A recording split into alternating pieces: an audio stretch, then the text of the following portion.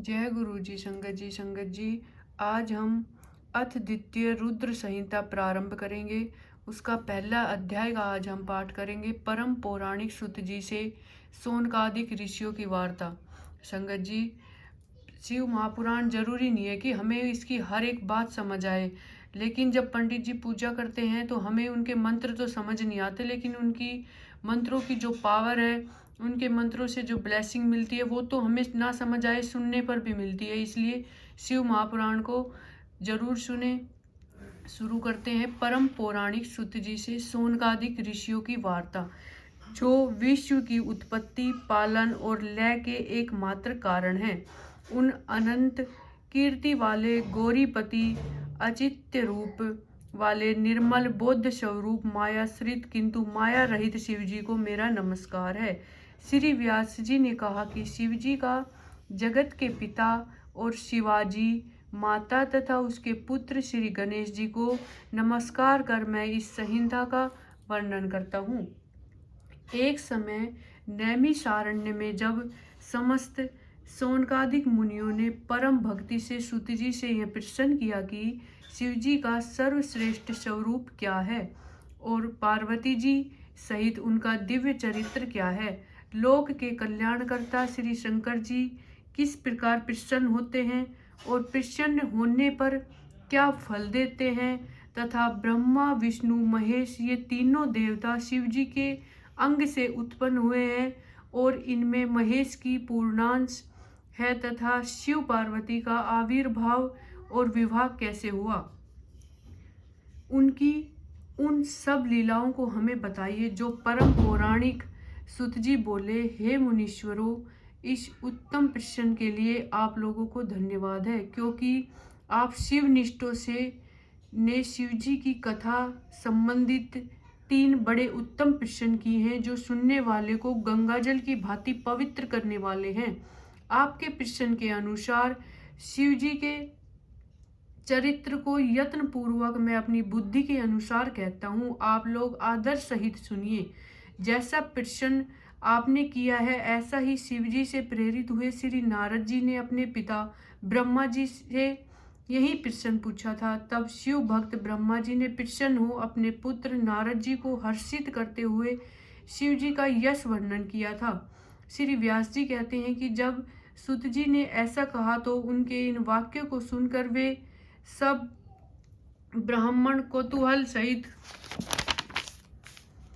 उस संवाद को इस प्रकार पूछने लगे कि हे सुत जी, हे महाभाग, हे शिव भक्तों में उत्तम बुद्धि वाले, यह ब्रह्मा और नारद जी का संवाद कब हुआ था, जिसमें भव बंधन से छुड़ाने वाली भगवान शिव की लीला वर्णित है। हे तात, उनके प्रश्न के अनुसार ही हमें वह सब प्रेम से सुनाइए। दूसरा अध्याय, शिवजी की काम विजय।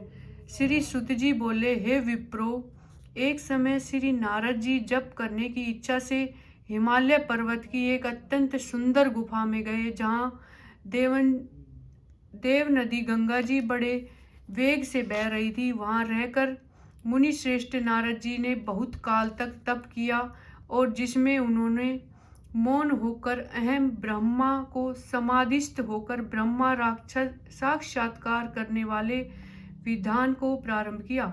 उनके उस तप से इंद्र कंपित हो गए और विघ्न उपस्थित करने के लिए काम का स्मरण किया। महिषी का पुत्र काम इंद्र के सामने आया। स्वार्थ में कुटिल बुद्धि इंद्र ने कहा, हे महावीर, मेरे बड़े मित्र काम, तुम तो सर्वदा ही मेरा हित करने वाले हो। इस समय मेरी सहायता करो। तुम्हारे ही बल से तो मैं कितनों के तप बल का गर्व नष्ट कर राज्य करता हूँ। हिमालय पर्वत की गुफा में नारद मुनि तप कर रही हैं। वे मन में शिवजी को धारण किए अचल समाधिस्थ है। कहीं वे ब्रह्मा जी से मेरे राज्य की याचना न करे, अतः तुम उनके तप में विघ्न करो। काम नारद जी का तप भंग करने चला। वहां पहुंचकर उसने अपनी संपूर्ण लीला कलाओं की रचना की।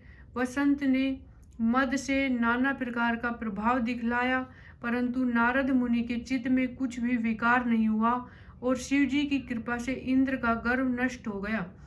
कारण कि इसी स्थान पर पूर्व काल में शिवजी ने तप कर काम को जलाकर भस्म कर रति को वरदान दिया था और यह कह दिया था कि यहाँ पर काम का कुछ भी प्रभाव न होगा।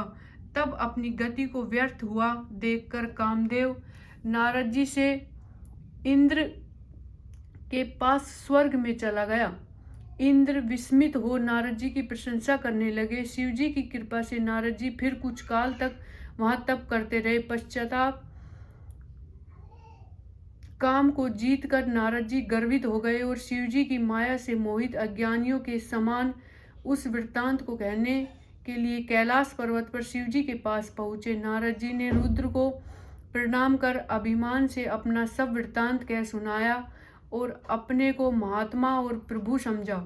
इस पर रुद्र जी ने कहा, हे तात नारद, तुम धन्य हो, परंतु यह बात जो तुमने मुझसे कही है इसको हरि भगवान के आगे मत कहना और उसके पूछने पर भी तुम इस वृत्तांत को गोप्य ही रखना और किसी प्रकार की प्रकाशित न करना है। ऐसे तुम मेरे अत्यंत प्रिय विष्णु भक्त मेरे अनुत होते हैं, इसी कारण मैं तुम्हें इतना समझाता हूँ। किंतु शिव जी की माया से मोहित नारद जी ने इस बात को हितकर नहीं समझा और होनहार की प्रबलता से जिसकी कर्म गति को विद्वान भी नहीं समझ सकते और शंकर भगवान की उस इच्छा का मनुष्य निवारण नहीं कर सकता, वे भी न कर सके और वे मुनिश्रेष्ठ ब्रह्मा लोक को चले गए। वहां जाकर ब्रह्मा जी को नमस्कार कर उन्होंने अपने तपोबल से कामजय को कहा। ब्रह्मा जी ने इस बात को सुनकर शिव जी के चरणों में प्रणाम किया और फिर कारण जानकर अपने पुत्र को पुनः ऐसा कहने के लिए निषेध किया, परंतु ब्रह्मा जी के कहने पर भी नारद जी ने उस पर ध्यान न दिया, क्योंकि उसके मन में मद रूप अंकुर उत्पन्न हो गया था। लोक में शिव जी की जैसी इच्छा होती है वैसा ही होता है, क्योंकि उनके अधीन ये सब जगत है और उनकी ही आज्ञा में सब स्थित है। नष्ट बुद्धि वाले मद्दान मन वाले नारद जी अपना वृत्तांत कहने के लिए शीघ्र ही विष्णुलोक में विष्णु जी के पास जा पहुँचे। उनके आगमन का कारण जानते हुए भी श्री विष्णु जी ने आदर से उठकर आगे जाकर इनका सत्कार किया और अपने आसन पर बिठाकर शिव जी के चरण कमल का स्मरण करते हुए नारद जी से पूछा, हे तात, इस समय तुम कहाँ से आ रहे हो और यहाँ कैसे आए हो?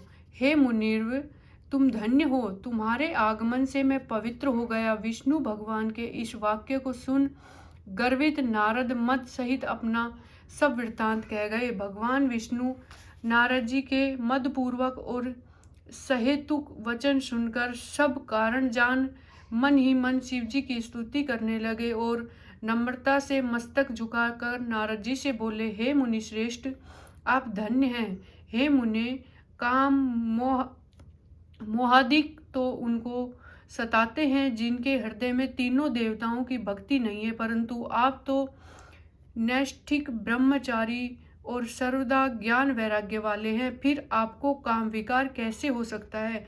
आप तो जन्म से ही विकार रहित और सुंदर बुद्धि वाले हैं। मुनि श्रेष्ठ नारद ने भगवान के इन वचनों को सुनकर हृदय में उन्हें नमस्कार किया और हंसकर भगवान से बोले, हे स्वामी, यह सब आपकी कृपा है। ऐसा कर हरि को प्रणाम कर वे इच्छानुसार स्थान को चले गए।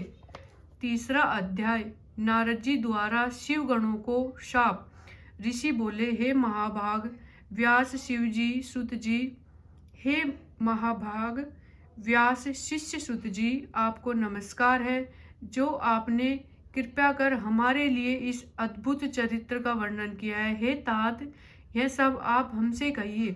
श्री व्यास जी कहते हैं कि जब पौराणिकों में उत्तम सुत जी से ऋषियों ने इस प्रकार पूछा तो उनकी अनेक स्तुतियों को सुनकर शिव जी का स्मरण करते हुए सुत जी बोले, जब नारद जी चले गए तो भगवान ने अपने माया को प्रेरित कर नारद जी के जाने वाले मार्ग में जो योजन विस्तार वाले एक सुंदर नगर की रचना कर दी, जो उनके विष्णुलोक से भी सुंदर और अनेक वस्तुओं से परिपूर्ण था और जिसमें ऐश्वर्य संपन्न शील निधि नाम का राजा अपनी पुत्री के स्वयंवर का महान उत्सव कर रहा था और जिसमें चारों ओर के राजा आए हुए थे तथा वे सभी कन्या के वर्ण में उत्सुक हुए और अनेक प्रकार के वेशों से शोभा संपन्न थे। ऐसे नगर को देखकर नारद जी मुग्ध हो गए और उनमें काम का अद्भुत संचार हो गया।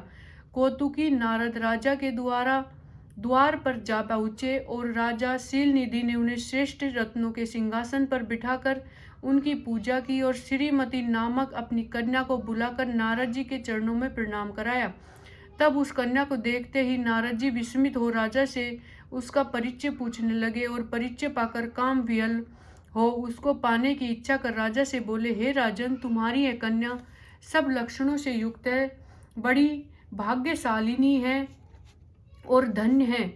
इसमें लक्ष्मी के से सभी गुण विद्यमान है और देवताओं में श्रेष्ठ, सबका ईश्वर, जो किसी से जीता न जा सके, शिवजी के समान विभु और जो काम को जीतने वाला हो, निश्चय ही वही इसका पति होगा। ऐसा कहकर नारद जी राजा को आज्ञा देकर शिव माया से मोहित स्वेच्छापूर्वक वहां से चल दिए और मन में विचारने लगे कि इसको स्वयंवर में किसी प्रकार प्राप्त करूं तथा यह सब राजाओं को छोड़ अकेले मेरा ही वर्ण कैसे करेगी। स्त्रियों को प्राय सुंदरता की अत्यंत प्रिय होती है, जिसे देखकर स्त्रियां प्रसन्न हो निस्संदेह उनके वश में आ जाती है। तब विष्णु जी बड़े सुंदर है। नारद जी उनका रूप मांगने के लिए विष्णु लोक चले गए। वहां विष्णु जी को नमस्कार कर काम विहल नारद जी ने शीलनिधि राजा की विशाल नेत्रा कन्या श्रीमती का परिचय देकर स्वयंवर में उसको वर्ण करने की इच्छा व्यक्त की और कहा कि यदि आप अपना रूप मुझको दे दे तो अवश्य ही वह मुझको प्राप्त हो सकती है। आपके बिना वह मेरे कंठ में जयमाल नहीं डालेगी। हे नाथ, आप मुझे अपना रूप दीजिए, क्योंकि मैं आपका प्रिय सेवक हूँ।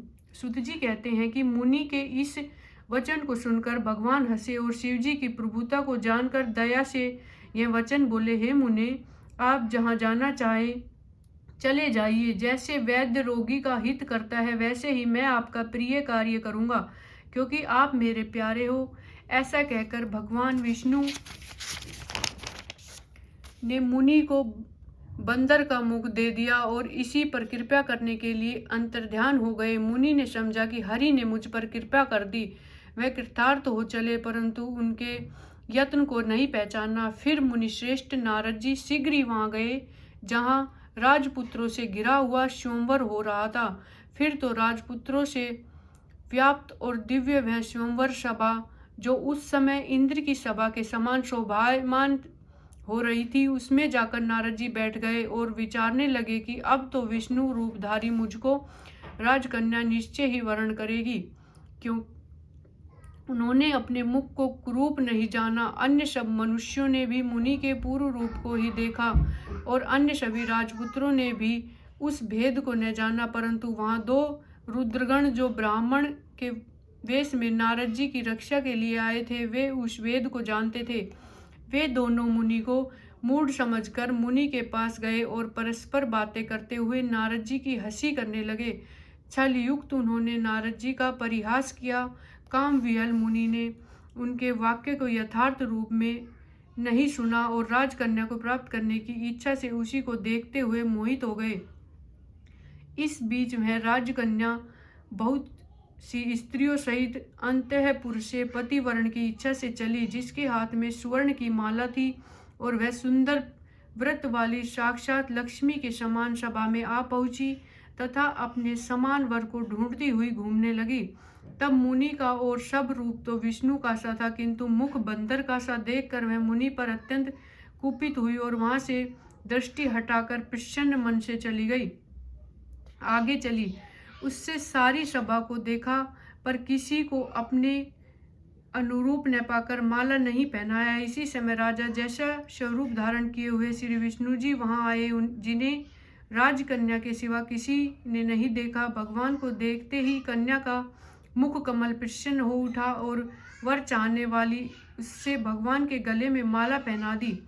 राजा रूपधारी विष्णु उसको लेकर शीघ्र ही अंतर्ध्यान हो अपने स्थान को चले गए। अन्य राजकुमार राजकन्या के न पाने से निराश हो गए तथा नारद जी काम से और भी विहल हो गए तथा उन दोनों रुद्र गणों ने काम विहल नारद से कहा, आप तो व्यर्थ ही काम मोहित हो उस कन्या की चाह करते हैं। पहले अपना मुख तो देखिए जो कि बंदर के समान है बना है।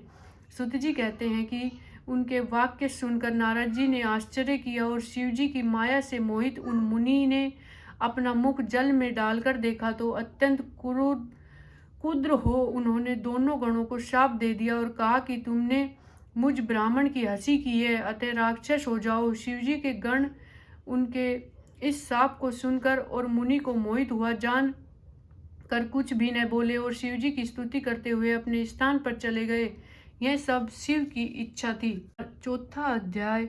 विष्णु जी को नारद जी का शाप। ऋषियों ने पूछा, हे महाविद्वान सुत जी, जब शिव के गण अपनी इच्छा से चले गए तब काम से विहल नारद मुनि ने क्या किया? सुत जी बोले, शिव जी की इच्छा से मोहित मुनि ने उन दोनों को यथोचित शाप देकर जब जल में जाकर अपना मुख देखा तो उन्हें बंदर की सी अपनी मुखाकृति को देख उन्हें विष्णु जी पर बड़ा क्रोध आया और सोचा कि यह तो उन्होंने मेरे साथ छल किया है।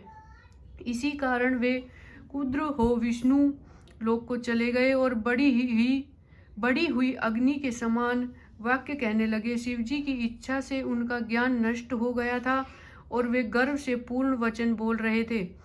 उन्होंने कहा, हे हरि, तुम बड़े कुटिल और कपटी हो, अपनी माया से संसार को मोहित कर मायावी और मलिन चित्त वाले हो। तुम किसी के उत्साह को सहन नहीं कर सकते हो। तुमने पहले मोहिनी रूप धारण कर कपट किया और असुरों को अमृत न पिलाकर उन्हें मदिरा पिलाया। यदि महादेव जी ने दया कर विष न पान कर लिया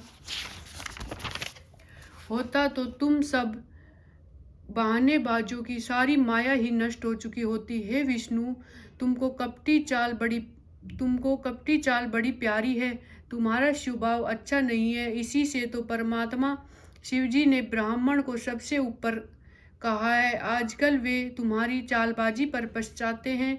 इसलिए हे हरि, यह जानकर आज मैं उन्हीं शिवजी के बल पर शिक्षा देता हूँ जिससे तुम फिर कहीं पर ऐसा कर्म न करो, क्योंकि तुम बड़े निशंक हो, कारण कि कभी वेग वालों से तुम्हारा पाला नहीं पड़ा। हे विष्णु, अब तुम अपने इस किए हुए कर्म का फल पाओगे। हे विष्णु, तुमने स्त्री के लिए मुझको व्याकुल और मोहित किया है और जिस स्वरूप से मेरे साथ व्यवहार किया है, हे हरि, तुम भी उसी रूप से मनुष्य होकर दुख भोगोगे और जैसा मेरा मुख किया है इसी मुख वाले तुम्हारे सहायक होंगे। तुम भी स्त्री से अलग होने का दुख पाओगे और संसार में अज्ञान से मोहित होकर तुम्हें भी नर लीला करनी पड़ेगी। इस प्रकार नारद जी ने भगवान को शाप दिया। विष्णु जी ने शिव जी की माया की प्रशंसा की और उस शाप को ग्रहण कर लिया। फिर महादेव जी ने विश्व मोहक अपने उस माया को खींच लिया जिससे नारद जी मोहित हुए थे। उनके हटते ही नारद जी फिर पहले की तरह बुद्धिमान हो गए और पश्चाताप करते हुए बारंबार अपनी निंदा कर शिवजी की माया की प्रशंसा करने लगे। फिर आकर विष्णु जी के चरणों पर गिर पड़े।